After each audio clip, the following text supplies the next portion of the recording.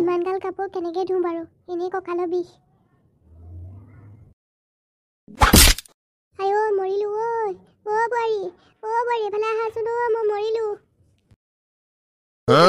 আপোনাৰ পৰা যে ৰিলছ এটা বনাবলৈ শান্তি নাই, কেলে সেইটো ফালি আছে ন?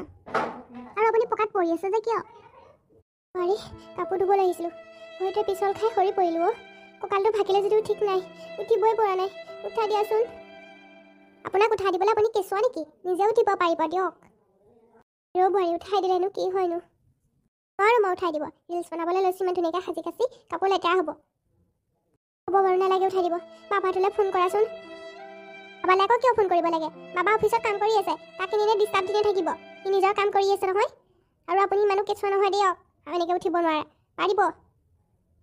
ৰিলছ বনামগৈ, মোক আৰু টেটু ফালি চিঞৰি নাথাকিব। বোৱাৰী তুমি মোক কিহৰ শাস্তি দিছা ইমান? মই তোমাক কি কৰিলোঁ?